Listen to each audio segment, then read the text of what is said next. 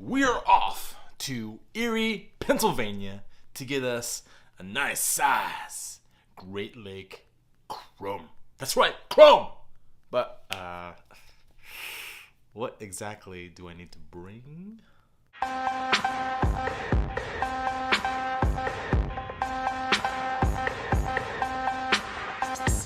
You've probably already seen my other video about what we needed to do to plan a trip to Erie, and that's pretty important before you get into this, because if you show up and blah blah blah and yada yada and bad news.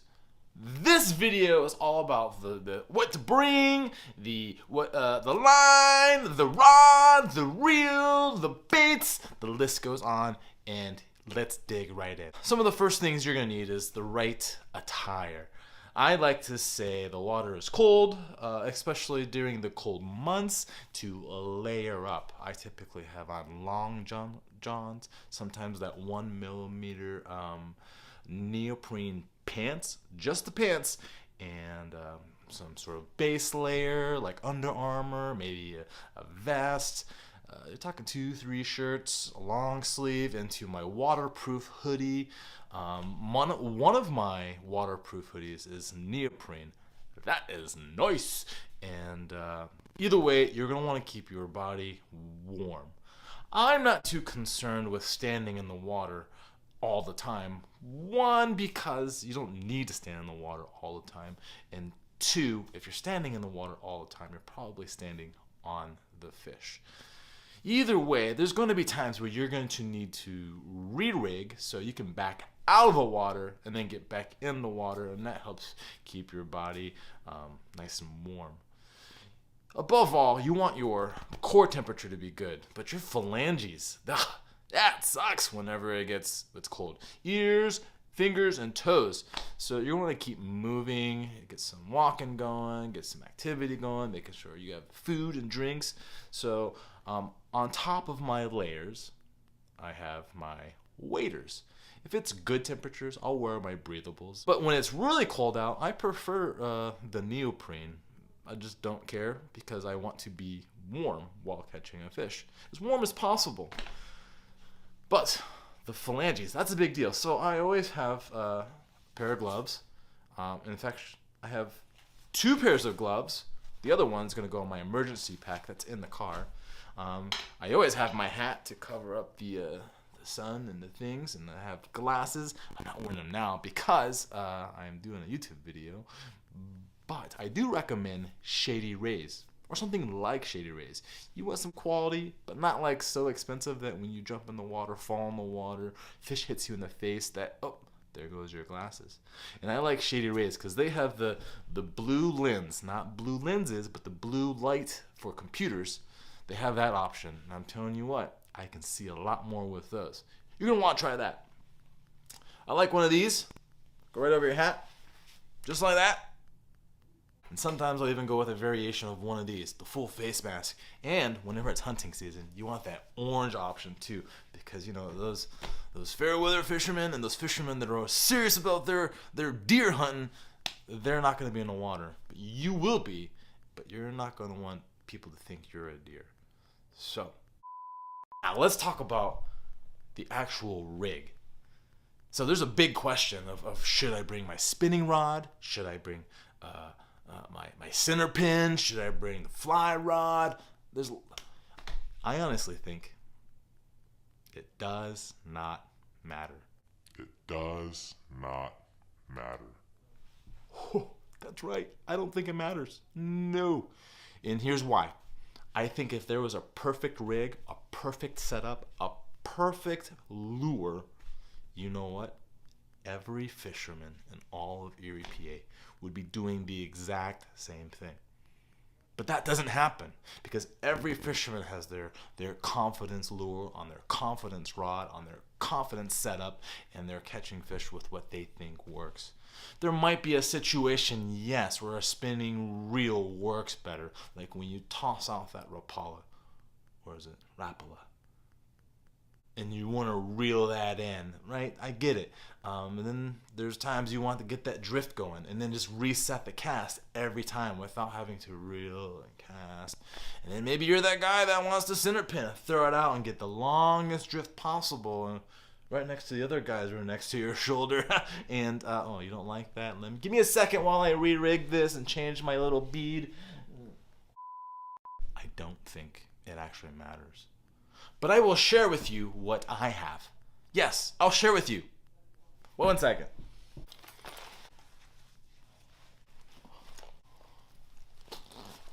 Boom.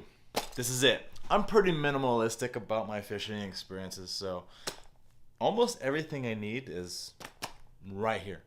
Yes, right here. Here I have my Velcro fly thingamabob. Boom. In this first compartment, I have my fly line. I have it down to 3, sometimes 4. I have my 10-pound test, my 8-pound test, and my 6-pound test. And every now and then I bring a 7X or a 6X tippet, which comes down to a 2 to 3 pound test line. And I won't bring more than 4 because they won't fit in there really well. All right, and then when I close that up, I open up here. I have my replacement leader line. I have some miscellaneous soft eggs. I have some soft worms, and then I have an assortment of colored and bugs and other soft things that I just used. In this pouch over here, I have all kinds of indicators. I have those screw-on kind. I have the one with a little bit of weight on the end. I have the easy trout ones. I have those kind, and this one here is my favorite, where you take the toothpick and you shove it right into there, and yes, that slit is pretty important. I like it when my indicator can move freely, but not by itself. But every now and then I have really small ones, like that one, and I have a small pack here of just only super finesse and light ones, and all that right there. If it doesn't fit here, I'm not bringing it. No. And then I have my flies. This is about all I bring. If I run out of these, I need to get warm. I'm gonna go back to the car and reload. Could I bring a backpack and reload? Sure, I could, but I'm pretty confident in what works and what I like, and everything I need is here. We'll talk about that in a second. Then I have my terminal tackle. I like my Mario one because he helps me find my stuff. All right, it's a me. This is the one I want for trout fishing. All right, let's go through that together. Over in this column, I have all my split shot, from my largest split shot down to a smaller, and even the smallest. Over here in this particular compartment, I have only my swivels or snaps and those kinds of things. Now, I don't use your fly line swivels. I use actual snap swivels, and I cut off the actual snaps, and they're really small. I like how they work. They work for me, and I just go to Walmart, buy the snap swivels at the smallest size, cut off the end, and keep this piece here. It works. Over here I have my size 16 and size 14 in case I want to start doing some live bait fishing for any reason. But once again, this is my trout box. So when I just go regular trout fishing, I'll bring these as well. I always have a handful of jig hooks. That's super important, especially when the water is clear. I will use jig hooks. I have some extra toothpicks, things that hold my gear down, some extra miscellaneous things that could possibly be used. And then over here, ooh, yes, this here. Usually some extra lures I just throw in there real quick. But this thing right here, that's a nightlight. I can pop it into my easy trout, fish at night, things like that. All these here are my bobber stoppers, and Sometimes I use them as indicators. Sometimes they're just what they're meant to do, and that's to stop my bobber. Then this big compartment here is usually for any lure that might be larger than usual. The silver one here, this acts as both my indicator and my lure. It's kind of like a top water. I hardly ever use that, but every now and then I want to be creative and try that, and that's what it's there for. So that is my tackle box. Super small, super simple, and you can get this on Amazon, and I've seen them even in Erie at the local bait shop. Now, let's go into what I have in my fly box. Super small, super simple, so it fits right here. Yes. And to be honest, I do have a second one, the same size, and it goes into a totally different box, like that. If I want to pull out, because I ran out of these, I pull out the secret compartment, and boom. What I don't want is a giant old book that I gotta unfold and blah, blah, blah. I know these will work. I'm confident in these. I don't think that I need a million options, because I believe these fish are trout that have migrated to the Great Lakes and have come back into the tributary. I don't think one bait is better than another. I think, yeah, trout sometimes key in on things, and sometimes they want a thing, sometimes they want a profile, they want a size, the temperature is affecting things. But I'm pretty confident that what I have in this box is going to create a tight line, bro. Tight line. So, here's what I got it down to. I got it down to some streamer patterns that are on some form of jig or weight. Yes. That will catch a fish. Throw it out, reel it in. Throw it out, strip it in. Throw it out, bring it in. Anything active, boom, fish on. That won't last very long. You'll probably catch 2, maybe 3 fish after you've stripped. Then you can start maybe going into more of a regular streamer. Here's a small streamer.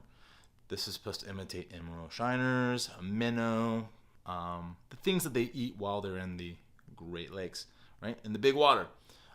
This one has no weight. This one is going to just drift through, and they're gonna be like, doing my thing.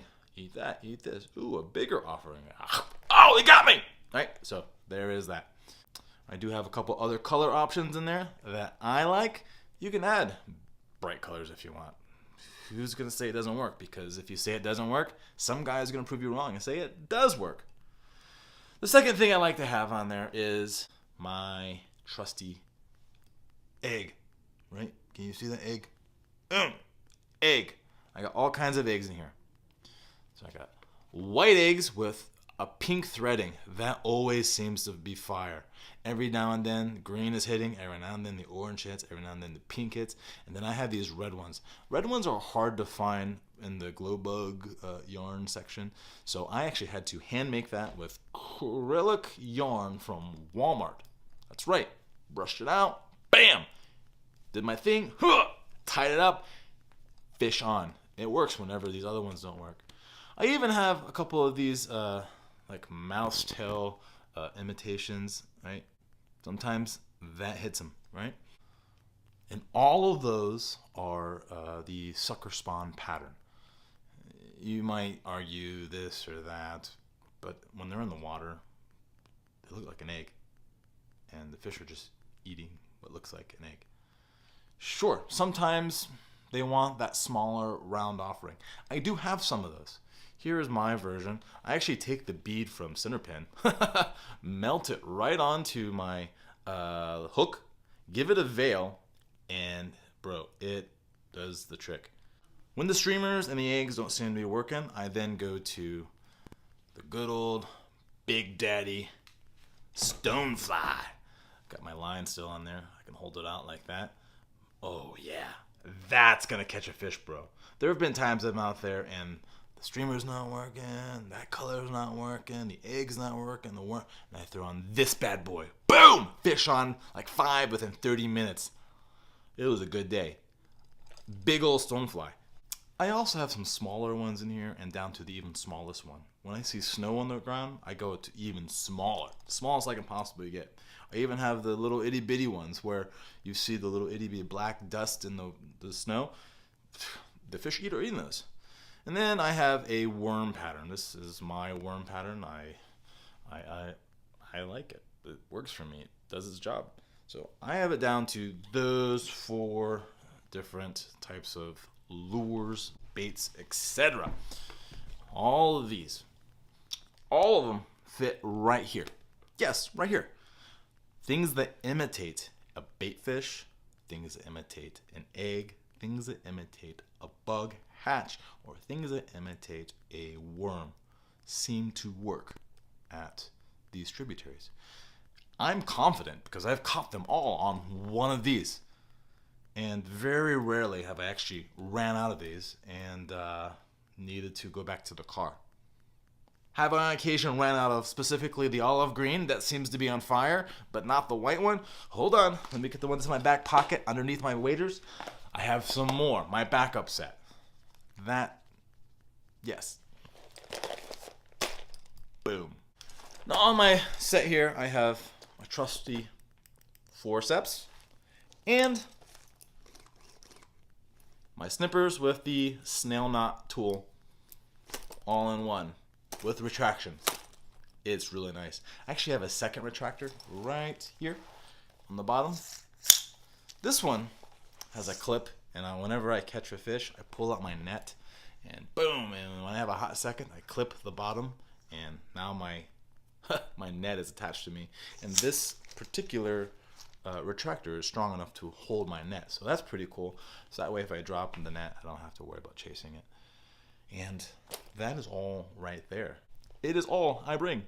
So now I'm on the water. What exactly am I looking for? So the earlier in the season, I'm closer to the mouth. The later in the season, I'm all over. At the very, very end of the season, I'm back to closer to the mouth. Hope this makes sense to you, because they're coming in, they're trying to get to where they need to be. Then eventually they're going to turn around and leave forever.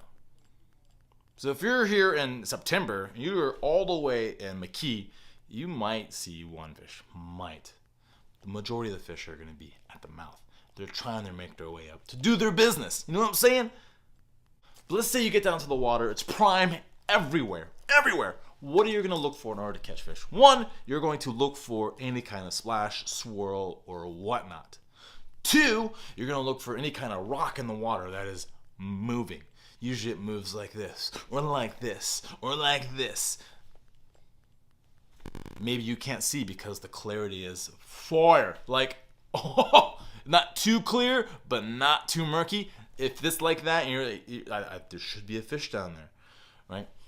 This is what I go with. I go, foam is home, wood is good, deep is dope.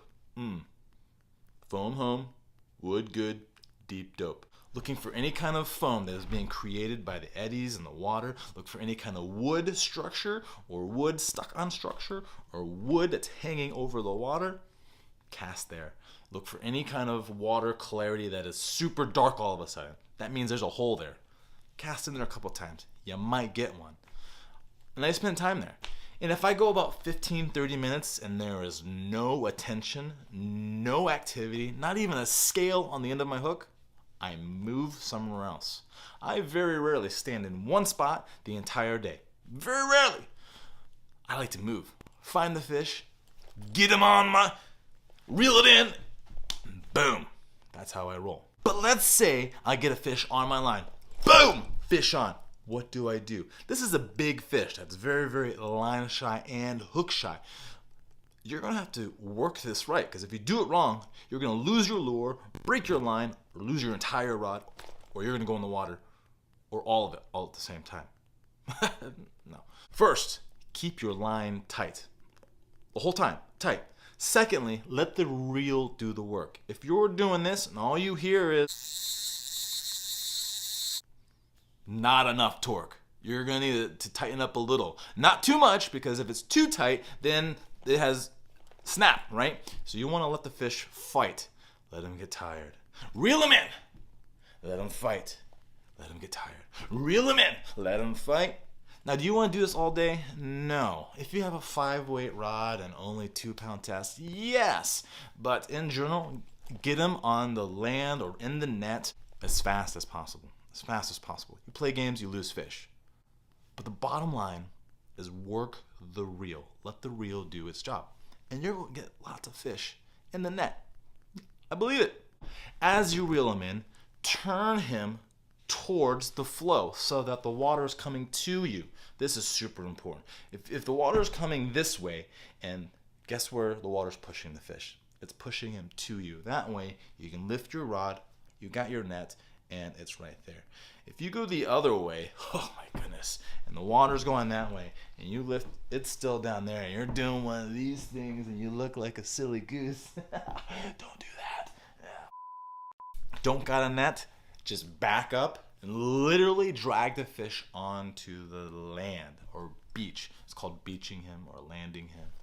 I don't know. Whatever you think it is, type it in the comments. That will probably help. Yeah? But essentially, you don't need a net. Some guys don't like nets. Some of them want to use the net in the hand device thing that you see in videos sometimes. Some people use just the hand. Either way, if you think you're going to return the fish back to the water, be a cool fisherman and not do things that damage the fish. But lastly, let's talk about your actual line setup. Your line setup. I'm going to do 2 line setups. First for the spinning rod, and second for the fly line. If you want to do a center pin line, find another video. I don't know anything about that. I just know how it works and what's going on. And say you have your spinning reel, you have your lure and your line. I literally have just a line and my snap swivel. I'm going to open the snap, add my lure, close the snap. It doesn't matter if you're going to use a Cleo, a Rapala, a jig head, whatever. That is it. Nothing else. Throw it out, straight across, let your line bow, then reel it in slow. This is important. You're not going to throw it out and just reel in.